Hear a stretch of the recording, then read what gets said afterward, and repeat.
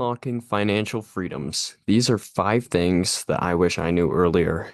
So I just want to start out this video by saying I am not a financial advisor, and this video is strictly for entertainment purposes only. This is what I wish I knew when I was 18 years old and I first started making money. And if I could go back and talk to myself, this is what I would tell myself. My net worth is 431% higher than the median net worth in my age group. So that being 20s. And I just want to say that I don't have a high income job, and my income right now is about the median income in the United States. I don't say this to flex. I've made both good and bad financial decisions. I want anybody who clicks on this video and watches to learn from my mistakes that I made so you don't have to make the same mistakes that I did.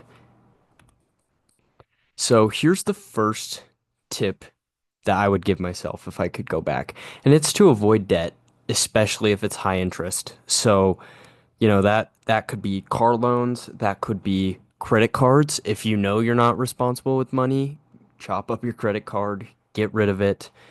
Even if you could see yourself falling in a situation where that debt could be a problem, I would avoid it at all cost. So a quick story time for this of how debt burned me, or could have really burned me, was that when I first started my job, when I turned 18, I 3x'd my bank account. I had $500 in my bank account because I played sports in high school and couldn't work all that much, so didn't have the chance to build up too much income. And when I saw that first paycheck hit my account, it tripled my bank account, and I got all excited, eyes wide, and after a few months, I had my eyes set on a Scion FRS. This is a car I wanted since I was younger, and I realized that I was making enough money that I could apply for a loan and get the car. So I was super excited and went ahead and purchased this vehicle, not with cash though, by financing the car. And when I when I bought the car, I had a $300 car payment, and I also had $300 I had to pay in car insurance. I am cringing right now just reading that because, um, wow, just $600 of monthly income and $7,200 a year, all to go to a car.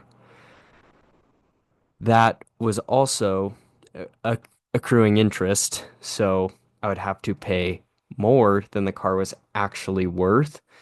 And going back, this is just something that I would really try to avoid.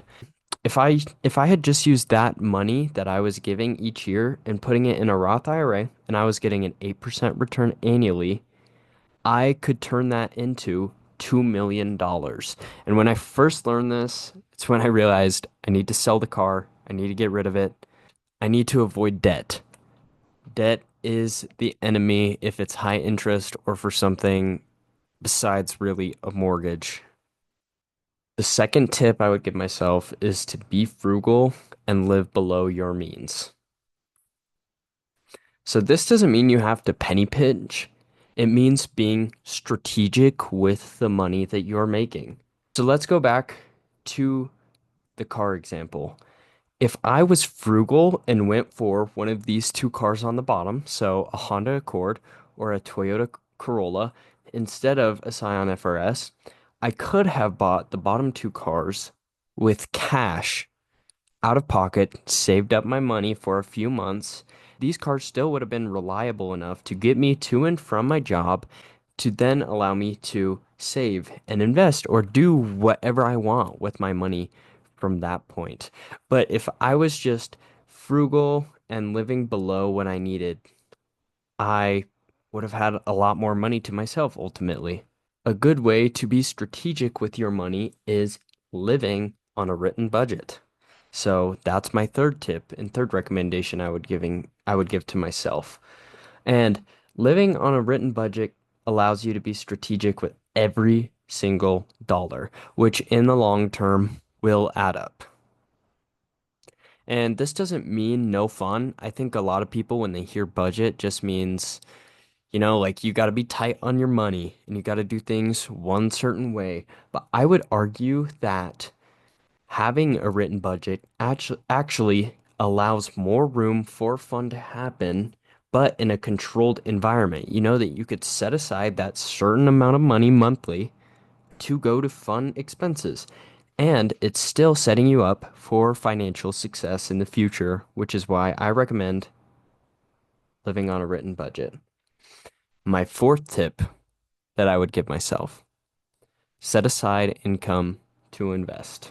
I know investing can be really scary, and trust me, like if you're new to this world, you don't you don't know what to do. Like it could go up, it can go down. What do I buy? There's so many types of things I can invest in. There's so many options.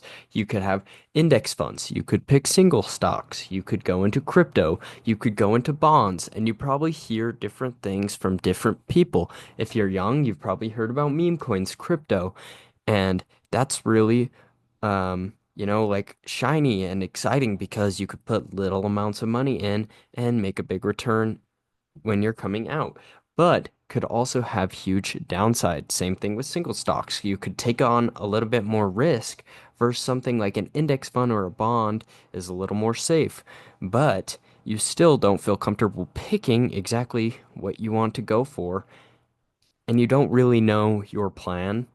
So I would say if you fall into this category, and investing really just freaks you out, that I would recommend looking for a good certified financial planner.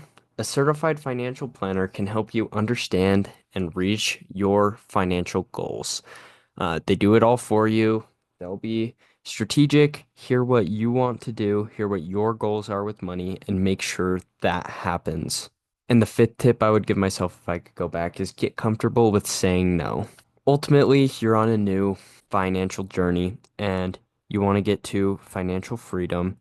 And part of that is saying no. So when things don't fall in your budget, whether you're driving home from work, you had a long day and you're tired and you just want to stop and get some fast food because it's easy, it's convenient, push back on yourself. Say no to that. Get comfortable saying no. It will be worth it to give your money to either saving or investing because down the line it will be more beneficial. And I know this could be hard when you're going out with friends, there's plans, you're worried you're going to miss out on things, but there's also ways that you can say no to spending money when you go out and still go out with your friends, whether that's bringing your own drink or maybe you do some type of tip where instead of getting an alcoholic beverage, you get maybe a sparkling water.